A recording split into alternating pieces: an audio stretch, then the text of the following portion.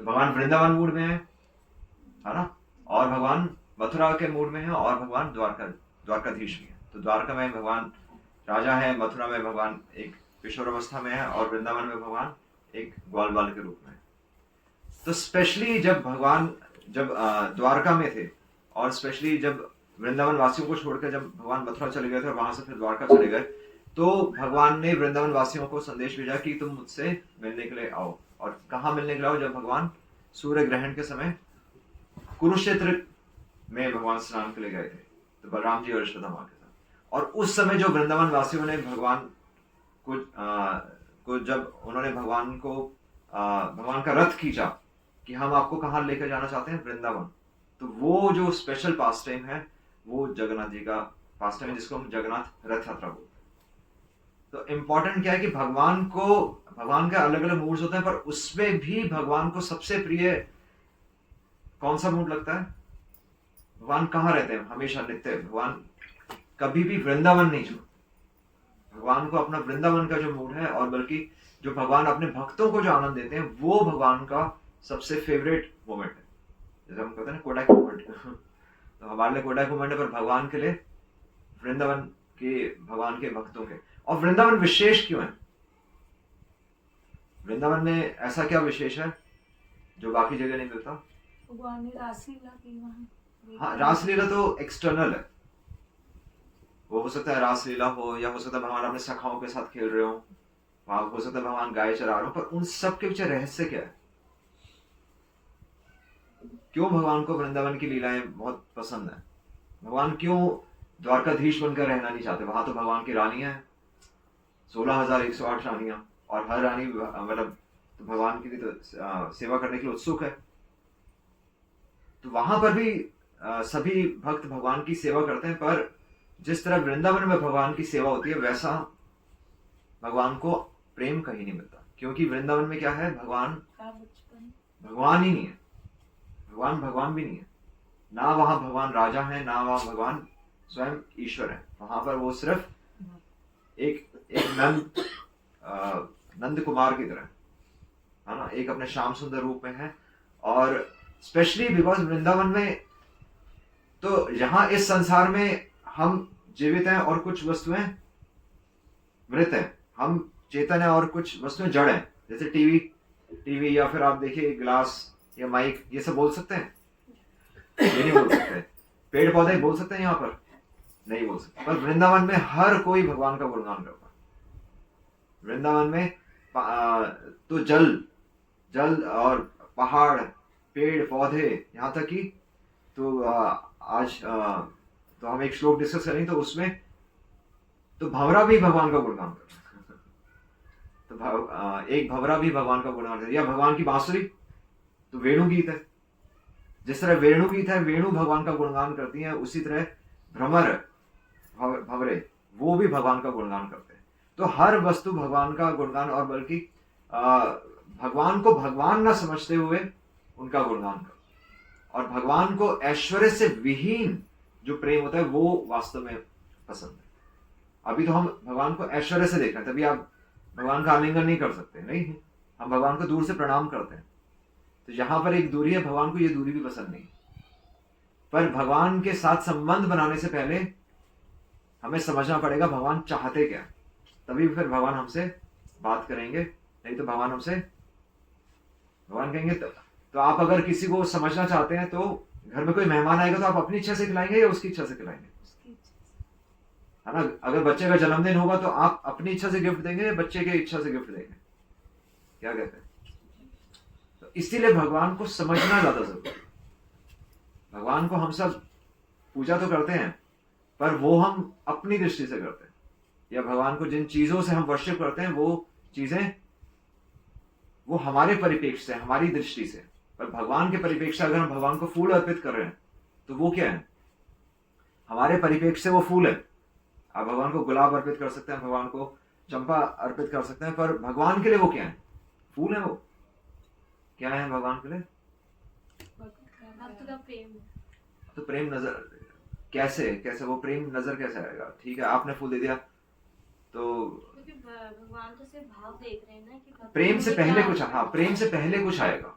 आपको कुछ देना पड़ेगा जो भगवान कहेंगे कि हाँ समर्पण है अपना। हाँ तो हाँ परमात्मा ठीक है। के लिए। तो समर्पण क्या होता है? समर्पण में हम अगर तन आप मन धन से प्रभु के हैं, प्रभु तन मन धन हमारे। वैसे डायलॉग है पर हाँ कोई जी। करता नहीं है। हाँ वो बात है। जैसे समर्पण अपने आप में ही देखें तो समर्पण मतलब सम मतलब संपूर्ण, अर्पण मतलब भगवान।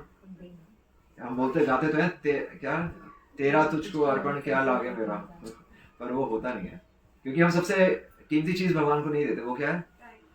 समय। समय भी दे देंगे पर उससे भी कीमती चीज नहीं देंगे। धन भी दे सकते हैं आप पर एक चीज है आप कभी नहीं देंगे भगवान को। हाँ मन तो दे सकते हैं, मन तो दे देते हैं लोग, दुख में भी आकर मन दे देते हैं। वो वैसे होता नहीं है, बात सही है। पर एक चीज है जो भगवान को हम नहीं देते, वो क्या है? सोचा नहीं होगा आपने कभी, क्योंकि घर में हाँ प्राण तन, हाँ तन तो हम सेवा, तन मतलब सेवा, हम सेवा करते हैं, मंदिर में आकर पोछा वोछा मार देंगे आप धन भी दे देंगे चुपके से, वो भी है। और मन, चलो मन तो हम दे ही नहीं सकते, वो तो अभी है ही नहीं। और क्या होता है? वस्तुएं दे सकते हैं बट सबसे कीमती चीज है हमारी अपनी इच्छा दे सकते हैं, पर उससे भी ज्यादा कीमती एक चीज नहीं दे। अपनी इच्छा है वैसे आंसर तो वहीं से आएगा, इच्छा नहीं देता एक्चुअली। हम अपने बच्चे में वो भगवान को नहीं देंगे। क्या कहते हैं? बच्चों को तो हम वो बनाना चाहते हैं जो हम बनना चाहते हैं, नहीं तो आप खुद भगवान के लिए सब कुछ अर्पण कर देंगे पर अपने बच्चों को कभी भगवान को नहीं देंगे क्योंकि वो आपके सबसे प्रिय है। नहीं, पूरा जीवन आप बच्चों के लिए जी रहे, पर बच्चे को कोई भक्त बनाना चाहता है तो हाथ खड़ा कर, केवल भक्त, ये नहीं कि साथ में वो भी संसार में भी रहे। और वो प्रहलाद महाराज को बनाना चाहता है। प्रहलाद महाराज ने भगवान को बुलाया और भगवान ने उनके पिता को ही मार दिया फिर भी वो उनको गुणगान कर रहे हैं। नारद मुनि ने भगवान को बुलाया और भगवान ने उनकी तो नारद मुनि जब पिछले जन्म में दासी पुत्र थे तो भगवान की उन्होंने साधुओं की सेवा की। उनकी माँ दासी थी और वो जिस आश्रम में वो दासी बनकर रह रही थी तो वहां पर साधु आकर रुके थे और 4 महीने लगातार क्योंकि उनकी माँ उस आश्रम में थी तो नारद मुनि जो कि दासी पुत्र थे पिछले जन्म में, तो उनको भी अवसर मिला साधुओं की सेवा करने का, उनको श्रवण करने का, और उसका फल उन्हें मिला। क्या फल मिला? कि छोटी सी उम्र में भगवान ने उनकी आखिरी आसक्ति भी छीन ली, और वो आखिरी आसक्ति थी उनकी माँ। और नारद मुनि भगवान का गुणगान कर रहे हैं। तो हम कह सकते हैं कि तेरा तुझको अर्पण क्या लागे मेरा, पर वो कुछ और ही सकता है, उल्टा होता है कि मेरा मुझको अर्पण मैं क्यों दूं तुझे उल्टा हो जाता है। तो ऐसा वृंदावन में नहीं है। वृंदावन में जब गोपियों ने घर छोड़ा तो उन्होंने लाज लज्जा भी, समाज को बेसिकली धर्म लोक लज्जा वो सब उन्होंने भगवान के लिए छोड़ दी, और जो कि केवल एक मतलब वो भगवान को भगवान भी नहीं मानते। तो इसलिए भगवान को वृंदावन के भक्त सबसे ज्यादा प्रिय है, क्योंकि वहां पर ना ऐश्वर्य है, ना वहां धर्म की मर्यादा है, और बल्कि हर कोई, भगवान भी भक्तों के बारे में सोच रहे हैं और भक्त भी भगवान के बारे में सोच रहे हैं। हमें वो लगता है कि ऐसा लगता है कि भगवान लीला कर रहे हैं या भगवान रासलीला कर रहे हैं, है ना। हमारे मन में प्रश्न आता है कि भगवान तो रासलीला कर रहे हैं, तो ऐसे कैसे भगवान है? तो वो गलत है, क्योंकि हम अपने परिप्रेक्ष्य से सोचते हैं। और भगवान जिन्होंने सृष्टि बनाई, जिन्होंने खूबसूरती बनाई है, वो थोड़ी किसी खूबसूरत चीज के पीछे भागेंगे, है ना। हमें कोई चीज आकर्षक लगती है क्योंकि वो चीज हमारे दायरे से बाहर है, पर भगवान ने वो चीज खुद ही बनाई है। और भगवान, ऐसा कहा जाता है कि सूरज हो सकता है बादलों से ढक जाए, पर सूरज कभी बादलों से नहीं ढकता। बादल, चाहे हमारी दृष्टि में सूरज के आगे बादल आ गए, पर सूरज तो अभी भी चमक रहा है। इसलिए सूरज कभी भी माया के प्रभाव में नहीं आ सकता। इसलिए भगवान जब अवतार लेते हैं तो भगवान मानवीय लीला नहीं करते, अति मानवीय लीला करते हैं। वो हो सकता है कि मनुष्य रूप में आए हो, मानुष्य तनुम आश्रिता, पर भगवान इसलिए भगवान की लीला होती है, क्योंकि भगवान के कर्म में कोई स्वार्थ नहीं होता। हमारे कर्म में स्वार्थ होता है, इसलिए उसका रिएक्शन आता है। तो भगवान की लीलाएं, जो वृंदावन की लीलाएं, और इसलिए एक भागवतम में एक भ्रमर गीत आ रहा है। तो भ्रमर गीत यानी कि भवरा भगवान के गुणगान कर रहे हैं, और वो गुणगान कर रहे हैं। तो एक श्लोक में पढ़ रहा हूं कि वो क्या गुणगान कर रहे हैं, तो आप इसको रिपीट कर सकते हैं। मैं बोलूंगा, आप सब रिपीट करिएगा। जद अनुचरित लीला, जद अनुचरित लीला, कर्ण पीयूष विप्रुट, कर्ण पीयूष विप्रुट, सकृत अदन विधूत, द्वंद्व धर्म विनिष्टः, सपदि गृह कुटुंबम, दीनम उत्सृज्य दीना, बहवः एव विहंगा, भिक्षुचर्यां चरन्ति। तो ये एक भ्रमर गीत में आ रहा है। तो यहाँ पर कह रहे हैं कि जद अनुचरित लीला, तो एक्चुअली हमें सोचना क्या चाहिए, जो जितने भी भगवान की प्रार्थनाएं होती हैं, या भगवान का जो हम कथा डिस्कस करते हैं, या कुछ भगवान का गुणगान करते हैं, तो वो किसी न किसी भक्त के द्वारा होती है ना। और भक्त वही उन्हीं के शब्दों को दोहरा के हमें क्या पता चलता है कि हमें सोचना क्या है। अभी हम कुछ भी सोच सकते हैं, पर जो वास्तव में भगवान के भक्त हैं वो क्या सोच रहे हैं, वो हमें सोचना। तो यहां पर तो भ्रमर गा रहे हैं, जद अनुचरित, जद मतलब कि जिनके बारे में, जद अनुचरित, तो अनुचरित मतलब कि जो उन्होंने क्रियाएं की हैं, जो उन्होंने अनुचरित, चरित मतलब जो उनके आचरण में आए। आपने बैठ जाओ नहीं। जद अनुचरित लीला, तो जिनकी अनुचरित मतलब एक तो होता है कि उनका आचरण हो गया, और कैसी क्रियाएं उनकी अनुचरित, यानी कि नित्य लीला। भगवान की कोई भी लीला के पीछे पूरा विश्व कल्याण होता है, लोक संग्रह और विश्व कल्याण। ये भगवत गीता में भगवान अपने कार्य से ये दिखाते हैं कि धर्म की स्थापना कैसे होती है और विश्व का कल्याण कैसे होगा। और इसीलिए भगवान की लीला नित्य चलती है। भगवान की लीला कभी हम बार बार वही भगवान के पास्ट टाइम, जैसे यशोदा माँ के साथ या नंद महाराज के साथ हम भगवान के लीलाओं को दोहराते हैं ना, बार बार दोहराते हैं, और फिर भी हम बोर नहीं होते, क्योंकि उनके पीछे नित्य मैसेज होता है, उनके पीछे नित्य मैसेज होता है। तो बता रहे हैं जद अनुचरित, कि जैसे उन्होंने अपनी क्रियाएं की हैं, कैसे उन्होंने क्रियाएं की हैं, जो कि नित्य थी। और लीला, तो अभी हमने बताया कि लीला क्या होती है। लीला होती है कि जिसमें कोई कर्मों का रिएक्शन नहीं होता। और कर्मों का रिएक्शन क्यों नहीं होता? क्योंकि उसके पीछे उनका अपना स्वार्थ नहीं होता। हम कोई भी काम करते हैं तो उसके पीछे हमारा स्वार्थ होता है, इसलिए उसका रिएक्शन आएगा। अगर आप किसी को पानी पिलाएंगे तो आप कह सकते हैं मेरा स्वार्थ नहीं है, पर उसमें स्वार्थ है ही नहीं है। क्या कहते हैं बताओ? लोग स्टेशन में पानी पिलाते हैं नहीं पिलाते? लोग स्टेशन में पानी पिलाते, लोग रोड पे भी पानी पिला रहे होते हैं, तो उसमें स्वार्थ ही नहीं है। नहीं है? है? कैसे? वो पुण्य कमाना चाहता है। हाँ, उसके मन में तो है कि मैं अच्छा काम कर रहा हूं। और अगर ठीक है, उसको कोई नहीं पूछ रहा, पर उसने नोट कर लिया,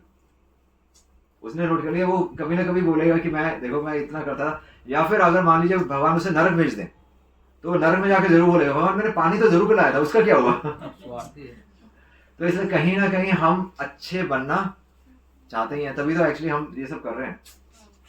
हम अभी हमारी स्थिति क्या है कि हम यहाँ सब क्यों बैठे हैं? क्योंकि हमें पता है कि ये अच्छी चीज है, तो हम ना चाहते हुए भी हम पुण्य ले रहे हैं। पर जब कोई नहीं देख रहा होगा, जब ये प्रोग्राम खत्म हो जाएगा, उसके बाद हम क्या कर रहे होंगे? जब कोई तस्वीर नहीं खींच रही होगी, जब कोई भगवान का गुणगान नहीं करोगे, तब आप भगवान का गुणगान कर रहे होंगे, तो वो बताएगा कि हम भक्ति कर रहे नहीं कर रहे, है ना। अभी तो जैसे हमने बताया ना, अलग अलग हम सबके अलग अलग रहस्य हैं हमारे हृदय में। तो हो सकता है एक माँ सोच रही हो कि मेरे बच्चे का फ्यूचर बन जाएगा, या बच्चे का कल एग्जाम हो, तब तो हम हाथ जोड़ के आंखें बंद करके बिल्कुल बैठेंगे, तब कभी ध्यान तब कभी नहीं भटकेगा। ध्यान तब भटकता है जब हमारे पास लक्ष्य नहीं होता, है ना। तो अपने जहां हम सेंटर में होते हैं वहां हमारा ध्यान कभी नहीं भटकता। इसका एग्जाम्पल है मूवी। मूवी में हम सेंटर में होते हैं, हम एंजॉय कर रहे होते हैं ना, ध्यान भटकता है कभी? कोई ध्यान नहीं होता। घर में चाहे जितनी मर्जी टेंशन हो, आप बिल्कुल रिलैक्स करें। वो रिलैक्स क्यों हो रहा है? क्योंकि सारा ध्यान अब मैं एंजॉय कर रहा हूँ। अल्टीमेटली घर भी गया भाड़ में। तो इसलिए, पर यहाँ ऐसा नहीं होता। यहाँ पर भगवान की लीलाएं केवल और केवल भक्तों के आनंद के लिए होती हैं। बल्कि भगवान तो अर्जुन के सारथी बनने के लिए तैयार हो गए, भगवान झूठ बोलने के लिए तैयार हो गए, भगवान अपना तो भगवान आप मानिए कि आज से 50 साल पहले तो जो पिछली पीढ़ी थी तो वो कभी झूठ बोलते थे? हम सोच सकते हैं वो झूठ बोले, मतलब ना के बराबर बोलते होंगे ना। जैसे हमारे जीवन में तो हम झूठ तो फटाक से बोलते हैं, पर आपकी पीढ़ी में तो झूठ नहीं बोलते होंगे। 500 साल पहले बिल्कुल सवाल ही पैदा नहीं होता। 5000 साल पहले, और जिसने अपने जीवन में कभी झूठ ना बोला हो, अगर भगवान उसको झूठ बोलने के लिए बोलते तो बताइए क्या हो? भगवान ने युधिष्ठिर महाराज को, और ब्लेम किस पे आया? ब्लेम युधिष्ठिर महाराज पे नहीं आया, ब्लेम तो भगवान कृष्ण पे आया कि भगवान ने बोला। नहीं, तो भगवान अपने भक्तों के आगे अपना भी मान नीचे रख देते हैं। भगवान ने युद्ध के मैदान में रथ का पहिया उठा लिया था, तो भगवान ने अपना वचन तोड़ा। किसके लिए? अर्जुन के लिए और भीष्म पितामह के लिए भी, क्योंकि भीष्म पितामह ने प्रतिज्ञा ली थी। एक्चुअली भीष्म पितामह ने प्रतिज्ञा ली थी कि मैं या तो कल अर्जुन को मारूंगा या फिर भगवान को बीच में आना पड़ेगा, क्योंकि दुर्योधन ने भीष्म पितामह पर आरोप लगा दिया था कि आप अपनी सक्षमता से नहीं लड़ाई कर रहे। सामने आपके क्या है वो पुत्र, नहीं पांडव के पुत्र, हाँ प्रपुत्र बोलते, क्या बोलते? पोते। तो इसलिए आप अपनी पूरी सक्षमता से नहीं लड़ रहे, तो फिर तो एक क्षत्रिय को ललकारा दुर्योधन ने। तो भीष्म पितामह तो क्षत्रिय थे, तो भीष्म पितामह ने कहा नहीं, मेरे को ललकारा है तो अब मैं कुछ करके दिखाऊंगा। तो मैंने बोला कल या तो फिर अर्जुन को या तो मैं मारूंगा, या फिर एक ही बात हो सकती है कि भगवान को बीच में आना पड़े। और भगवान भीष्म पितामह का वचन ना टूटे, इसलिए भगवान ने अपना वचन तोड़ दिया। इसलिए भगवान के किसी भी कार्य में एक लेश मात्र भी स्वार्थ नहीं होता। तो यहां पर बता रहे हैं कि जद अनुचरत, इसलिए हम उनके बारे में चर्चा कर रहे हैं। हम किसी के बारे में चर्चा नहीं कर रहे, हम किसी नेता के बारे में चर्चा नहीं कर रहे, हम किसी बिजनेस टाइकून के बारे में चर्चा नहीं कर रहे। हम उनके बारे में चर्चा कर रहे हैं जिनकी लीलाएं हमेशा नित्य हैं, और जो कि विश्व कल्याण के लिए हैं और लोक संग्रह के लिए। और उनकी लीलाओं से क्या होगा? कर्ण पीयूष विप्र। उनकी लीलाएं जब हमारे कानों में पड़ती हैं तो क्या होता है? कर्ण पीयूष। वो किस तरह है? पीयूष यानी कि क्या होता है? नेक्टर। नेक्टर क्या होता है हिंदी में? अमृत। उनकी कथाएं हमारे हृदय में अमृत की तरह है। अमृत मतलब क्या हुआ? अमृत मतलब जो क्षय नहीं होता। मृत मतलब मर गया, और अमृत मतलब जो कभी भी क्षय नहीं होता। तो भगवान की कथाएं किस प्रकार अमृत है कि चाहे हमारा जीवन भी खत्म हो जाए, बट आप उन लीलाओं का आस्वादन मृत्यु तक कर सकते हैं, नहीं, और मृत्यु के बाद भी कर सकते हैं, क्योंकि ये अकाउंट कभी भी खत्म नहीं होता। तो इसलिए भगवान की लीलाएं कर्ण पीयूष। और केवल इतना नहीं, केवल अमृत नहीं है, केवल रस नहीं है, अमृत ही है। रस होता है कि आपको रस आ रहा है, अमृत है कि इस जन्म के बाद भी वो हमारी लीलाएं हमारे साथ अगले जन्म तक भी रहेंगी। बल्कि हमारे आत्मा की जर्नी चल रही है, हमारे शरीर की जर्नी नहीं है ये, हमारे आत्मा का सफर है। और आत्मा भगवान की लीलाओं को सुनना चाहती है, इसलिए हमें संतुष्टि मिलती है। तो कर्ण पीयूष विप्रुट, अब विप्रुट का मतलब क्या है? विप्रुट मतलब उस अमृत की केवल एक बूंद भी काफी। ऐसा नहीं कि आपको सब कुछ पता होना चाहिए। आप भगवान की कोई एक विशेष लीला भी सुन लेंगे तो आप तृप्त हो जाएंगे, उसी समय हम तृप्त हो जाएंगे। और ये आ ही रहा है विप्रुट, यानी कि केवल उस सागर के एक बूंद भी काफी है। और क्या है? सकृत। और सकृत मतलब ऐसा भी नहीं कि आपको बार बार सुनना पड़ेगा, केवल एक बार सुनकर भी आप उसका आस्वादन कर सकते हैं। नहीं, आपने एक बार सुना, एक बार आप उस चीज का आस्वादन कर ही सकते हैं। सकृत, और कह रहे हैं कि और बल्कि उन लीलाओं में प्रवेश भी कर सकते हैं, पर उन लीलाओं में प्रवेश करने के लिए योग्यता चाहिए। भगवान की लीलाएं केवल रूखी लीलाएं नहीं है, भगवान की लीलाओं में रस भी है, उसकी केवल एक बूंद भी सफिशिएंट है, और केवल एक बार सुनने से भी वो उस रस का आस्वादन हो जाता है, और बल्कि हम उन लीलाओं में प्रवेश भी कर सकते हैं। और उसमें बता रहे हैं कि और इतना ही नहीं, बल्कि बता रहे हैं कि सकृत अदन विधूत, कि वो लीलाएं और क्या करती हैं? विधूत मतलब वो पूरी तरह वो लीलाओं का प्रभाव क्या पड़ना चाहिए। हमें कैसे पता चलेगा कि वो अमृत है? एक दृष्टि हो गई कि हमारे मृत्यु के बाद भी वो लीलाएं हमारी आत्मा के साथ में रहेंगी, और रहते रहते वो कैसे अमृत है? अगर आप अमृत पी लें अभी इस समय तो क्या होगा? वैसे तो हम कहते हैं चलो आयु बढ़ जाती है, पर वास्तव में अमृत क्या है? भगवान अभी बता रहे हैं, विधूत द्वंद्व धर्म विनिष्ट मतलब कि अमृत पीने से कुछ चीज का तुरंत नाश हो जाता, तुरंत। उन लीलाओं के सुनने से आपको इंतजार भी नहीं करना पड़ेगा, उसी क्षण आप मतलब इस संसार से अपने आप को अलग कर सकते हैं।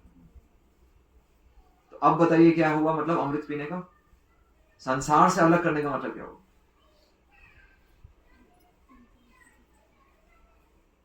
द्वंद, अभी आ रहा था ना, विधूत द्वंद धर्म विनिष्ट। इस संसार में जो द्वंद है, संसार में द्वंद क्या है? कि ये तेरा और ये मेरा, अहम ममैति। हमारा सिर्फ ये इतना ही तो गेम चल रहा है कि ये घर मेरा है, ये प्रोग्राम मेरा है, तभी तो हम अरेंज कर रहे हैं। जो पड़ोसी हैं उनको टेंशन नहीं होती जिसका घर में प्रोग्राम होता है उसको टेंशन होती है। क्यों है टेंशन? अहम ममैति। अपने बच्चों की टेंशन होती है, पड़ोसी के बच्चे की टेंशन होती है? कभी नहीं होती तो सारा खेल क्या है? द्वंद का। तो इसलिए कह रहे हैं कि इस संसार के, अगर आपने भगवान की लीलाओं का एक बार भी अगर वास्तव में आपने आस्वादन कर लिया है तो इस संसार का द्वंद खत्म हो जाएगा। और वो द्वंद क्या है? मैं की भावना खत्म हो जाएगी। वास्तव में अगर भगवान की लीला आपने कभी सुनी है या हमने कभी सुनी है तो हम अपने बारे में सोचना, हाँ मतलब हम भूल ही जाएंगे अपना वास्तव में। तभी तो वृंदावन के वासी अपना को, ऐसा नहीं कि गोपियां सोच रही हैं कि हमें छोड़कर जाना पड़ेगा, उनको सुध नहीं है, उनको ये नहीं नजर आ रहा कि रात के 12 बज रहे, वो सोच ही नहीं रही कि ऐसा कुछ हमें, कि अगर हम घर वापस आएंगे तो क्या होगा हमारा, वो ये भी नहीं सोच रहे। मतलब उनके डिक्शनरी में शब्द ही नहीं है कि अपने बारे में सोचना। इसलिए कह रहे हैं कि सकृत अदन विधूत द्वंद धर्म विनिष्ठा, कि इस प्रकार से हमारे जो इस संसार के द्वंद है वो जाते रहेंगे, और इस तरह वो वास्तव में हमारे जीवन में अमृत है। ये वास्तव में भगवान के लीलाओं सुनने का ये असर होना चाहिए। तो अभी आ जाएगा आगे। और बता रहे हैं कि सपदी मतलब, तो अब भगवान की जब लीला हमने सुन ली तो इस संसार में हम कह रहे हैं कि इस संसार से ऊपर उठ जाएंगे। तो क्या होगा? सपदी मतलब इमीडिएटली क्या होगा? तुरंत एक चीज होगी, गृह कुटुंब दीनम। घर और कुटुंब, क्या होगा? घर और कुटुंब, गृह तो समझ में आता है सबको, गृह और कुटुंब। गृह और कुटुंब का क्या होगा? दीनम। तो दीनम का क्या लिख रहे हैं? उद्धार हो जाएगा। उनका उद्धार हो जाएगा तो पहले अपना उद्धार होना चाहिए, फिर उनका भी हो जाएगा। तो गृह और कुटुंब का, तो वो वास्तव में दीनम, यानी कि वो इस संसार में बिल्कुल तुच्छ बन जाएंगे। हमारा घर और जो कुटुंब है उसकी भी भगवान की लीलाओं के सामने कोई वैल्यू नहीं रहेगी। गृह कुटुंब दीनम, और बल्कि उत्सृज्य दीना, बल्कि व्यक्ति खुद भी दीन बन जाएगा। यहां पर आ रहा है कि और ये सब छोड़कर व्यक्ति खुद भी अपने आप को एक नीच व्यक्ति मानने लगे। तो ऐसा क्यों लिखा है कि गृह कुटुंब दीनम? तो हम कई लोग कह ही सकते हैं कि कई लोग कहते हैं कि देखो घर में रहकर भी तो भक्ति कर सकते हैं, और यहां पर दीन शब्द 2 बार आए, एक बार दीनम आया, दूसरी बार दीना आया है। तो दीन दीन 2 बार क्यों आ रहा है? या फिर इसके पीछे कोई गहराई है? और गृह कुटुंब, तो एक तो गृह कुटुंब आपको नजर आ रहा है ना, पर भगवान को इस गृह कुटुंब से कुछ लेना देना नहीं है, क्योंकि इससे बड़ा गृह कुटुंब क्या है? घर, हमारा घर क्या है? भगवत गीता की दृष्टि से हमारा घर क्या है? क्या कहते हैं भगवत गीता के स्टूडेंट? कौन पढ़ता? गोलोक वृंदावन तो घर है, सही बात है। उससे पहले अभी तो इधर की बात कर रहे हैं। हमारा घर क्या है वास्तव में? क्षेत्र क्षेत्रज्ञम, भगवान कह रहे हैं। तो क्षेत्र क्या है? काम कहां करना है? तो वो ग्रह है हमारा शरीर। और कुटुंब क्या है?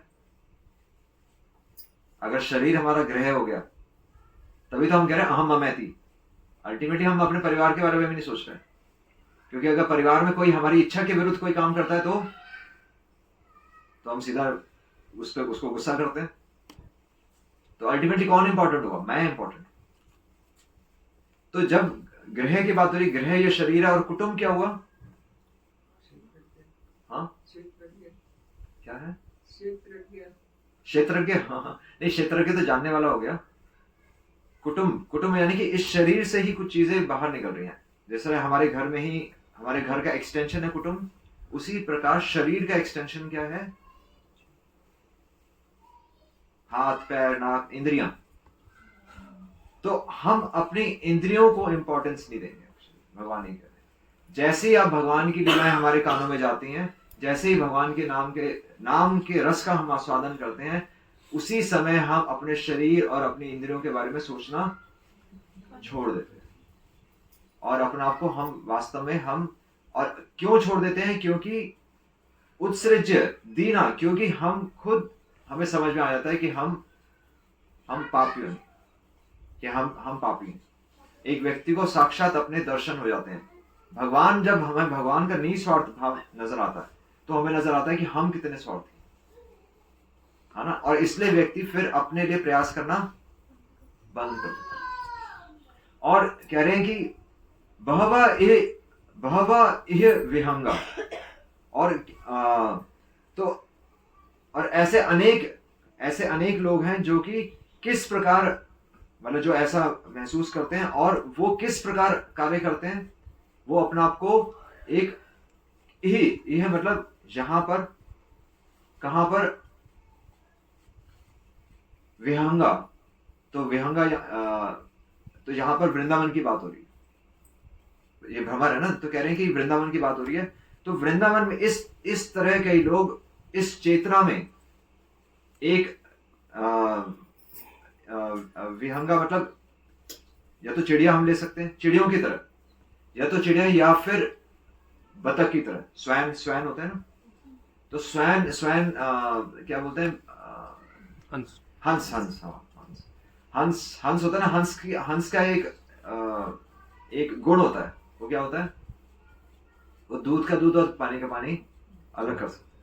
तो इस प्रकार जो व्यक्ति भगवान की इन लीलाओं का आस्वादन करता है, तो वो एक हंस की तरह संसार में रहता है, और तब वो भगवान को अपने हृदय में आमंत्रित करता है।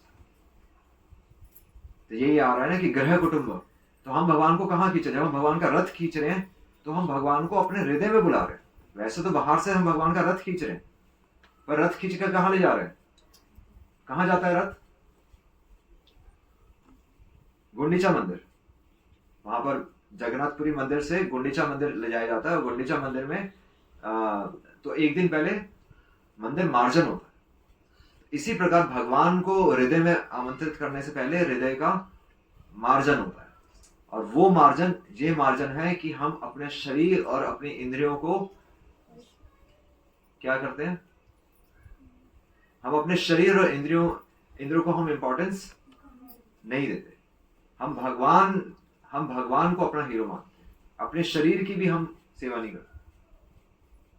बहवा एव विहंगा भिक्षु चर्याम चलंती। जिस प्रकार एक भिक्षु भिक्षा मांगता है, एक दीन भाव में भिक्षा मांगने के लिए तो आपको झुकना पड़ता है ना, तो इस प्रकार भक्त भगवान को दीनता वश बुलाते हैं अपने हृदय में कि हम तो योग्य नहीं है, पर आप इतने पवित्र हैं, आप इतने कृपालु हैं कि आप हमारे हृदय में आकर इस हृदय को, बल्कि जिस प्रकार एक सूरज एक गंदी जगह को भी साफ कर देता है, सूरज कभी भी दूषित नहीं होता, उसी प्रकार हम भगवान के, हमें पता है कि हमारा हृदय अभी मैला है। तभी चैतन्य महाप्रभु जो कि 500 वर्ष पहले तो बंगाल में राधा कृष्ण के सम्मिलित अवतार हुए थे, तो चैतन्य महाप्रभु खुद कह रहे हैं कि चेतो दर्पणा मार्जनम, कि अपने हृदय को पहले मार्जन करो। और हृदय को कैसे नजर आएगा? भव वहां दावाग्नि निर्वापन। जब हमारे अंदर जो ये भीषण अग्नि लगी हुई है अपनी इच्छाओं को पूरी करने की, हमारी लिस्ट है ना, हमारे पास एक लिस्ट होती है जब हम मंदिर जाते हैं तो मन में तो होती है, बाहर नहीं होती। तो भगवान कह रहे हैं कि उन भव महादावाग्नि, कि वो उस भव सागर में जो महान भीषण अग्नि लगी हुई है, इस अग्नि को पहले बुझाओ, तब तो तुम मुझे बुलाओगे। अभी हमारी इच्छाएं इस संसार में बटी हुई है ना, तभी हम अपनी तस्वीर खींचते हैं, और अपनी तस्वीर हम सब मोबाइल फोन में अपनी तस्वीर शेयर करते हैं ना, तो अभी तो हमें अपने पर गर्व हो रहा है। पर एक भक्त हमेशा दीनतावश ये सोचता है कि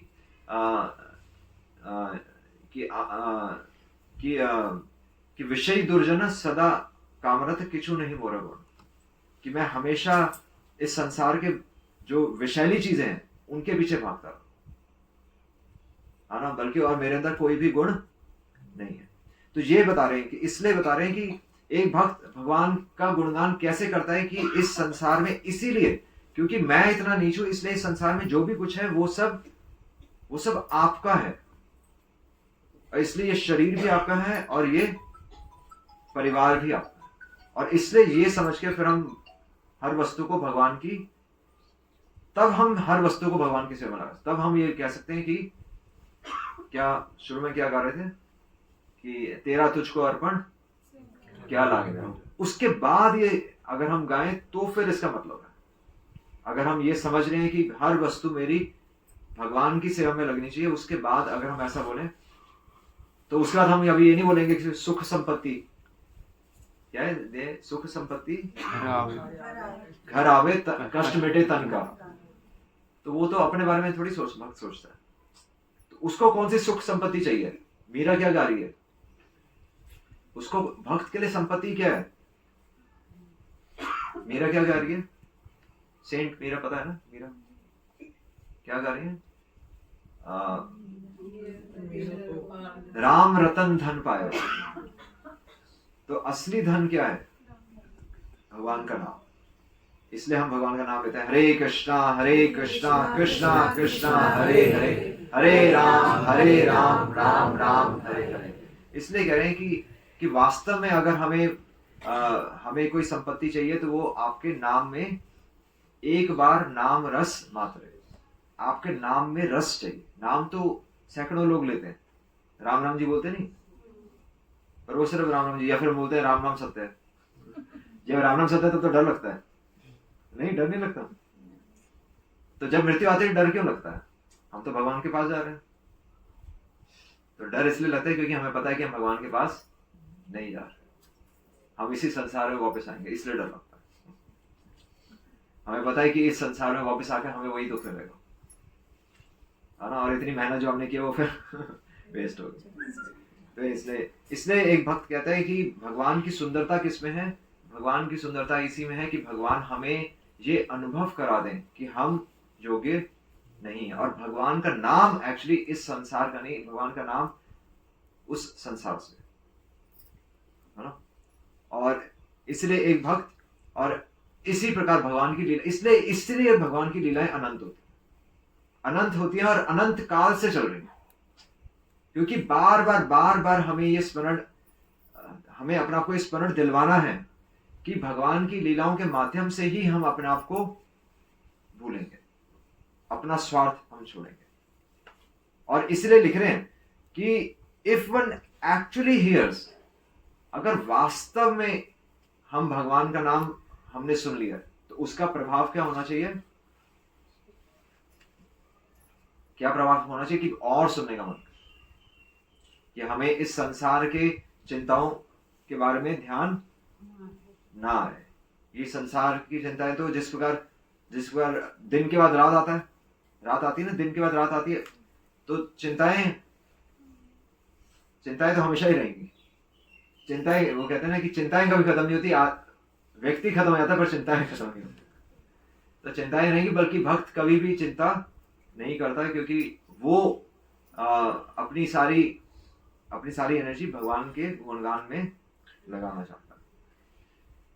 तो ये जगन्नाथ कथा से हमें अपने जीवन में यही, हमें भगवान से प्रार्थना करनी चाहिए कि हम भगवान को अपने हृदय में आमंत्रित करें। उसके लिए मंदिर मार्जन की आवश्यकता है। मंदिर को मन मंदिर है, अपने मंदिर को, उस मंदिर को हम जरूर साफ कर सकते हैं, पर हृदय के मंदिर को कैसे साफ करते हैं?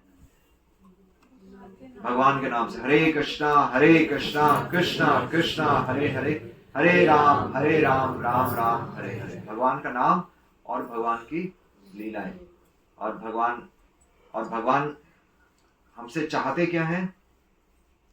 केवल हम भगवान का अपने जीवन में जो भगवान हमसे चाहते हैं वो है भगवत गीता। भगवत गीता भगवान के उपदेश हैं और भागवतम भगवान के पास टाइम से। तो भगवत गीता और भागवतम के माध्यम से भगवान के दर्शन, है ना। मतलब इस संसार में अगर हमें काम करना है तो हम सीधा वृंदावन की बात नहीं कर सकते, या फिर हम अगर वृंदावन जाने की बात कर रहे हैं तो वो सिर्फ और सिर्फ झूठ है अगर हमने भगवत गीता नहीं पढ़ी, क्योंकि आप वृंदावन में एंटर कर ही नहीं सकते। क्योंकि वृंदावन क्या है? वृंदावन कोई एक स्थान नहीं है जहां पर हम टिकट लेके पहुंच जाए। वृंदावन एक चेतना है, और चेतना में प्रवेश करने के लिए भगवत गीता से, है ना। तो इसलिए अगर सिर्फ हम वृंदावन जाना चाहते हैं तो हम अपने आप को चीट कर रहे हैं, और वास्तव में हमने भगवान के नाम का अमृत, भगवान के नाम के रस का आस्वादन नहीं किया। अगर भगवान के नाम के रस का आस्वादन कर लिया होता तो रोज हमें भगवत गीता पढ़ने का मन करेगा, रोज हमें भगवान से बात करने का मन करेगा कि भगवान क्या कहना चाहते हैं, मैं वो तो सुनूं, है ना। इसलिए अगरबत्ती, धूप, दिया, ये सब क्या है? ये सब रीति रिवाज है। और इसलिए फूल क्या है? भगवान हमारी दृष्टि से वो फूल है, पर भगवान हमसे क्या अपेक्षा करते हैं? भगवान हमसे फूल की अपेक्षा नहीं कर रहे, भगवान हमसे अच्छे गुण चाहते हैं। ये भगवान चाहते हैं। अगरबत्ती से भगवान हमारे जीवन से जो खुशबू आ रही है, अगर हमारे जीवन से कुछ खुशबू आए तो वो हम भगवान को अर्पित कर रहे हैं। दिए से हम अपने प्राणों को भगवान को अर्पित कर रहे हैं। केवल दिया दिखाने से भगवान खुश नहीं हो। हम कहते हैं घी का दिया, वो घी के दिए की वैल्यू नहीं है अगर हम अपना जीवन ही भगवान को नहीं दे रहे, है ना। तो ऐसा नहीं है कि आपको सब कुछ छोड़ना है, क्योंकि भगवान ने भी अर्जुन को बोला था कि युद्धस्व च, युद्ध करो, पर उसके लिए ट्रेनिंग की जरूरत है। ट्रेनिंग के साथ फिर हम भगवान का नाम अपने दिनचर्या के साथ में ले सकते हैं। ठीक है। हरे कृष्णा कृष्णा कृष्णा हरे हरे, हरे राम राम राम हरे हरे। जगन्नाथ स्वामी। किसी को कोई प्रश्न? सब क्लियर सब क्लियर है। तो भगवान का गुणगान कर सकते हैं थोड़ी देर में। और जगन्नाथ रथ यात्रा में आप अपने शुद्ध, हम सब अपने हृदय को शुद्ध करके हम भगवान की ज़्यादा से ज़्यादा सेवा करें। ये भगवान हमें सेवा का अवसर देते हैं। इस फंक्शंस के माध्यम से, फेस्टिवल्स के माध्यम से भगवान हमें एक अवसर देते हैं कि हम सब ने भगवान की कथा सुनी और हम ये कथा दिन प्रतिदिन होनी चाहिए। ऐसा नहीं कि एक दिन या महीने में एक बार होनी चाहिए, ये कथा रोज किसी न किसी के घर में जरूरी होनी चाहिए।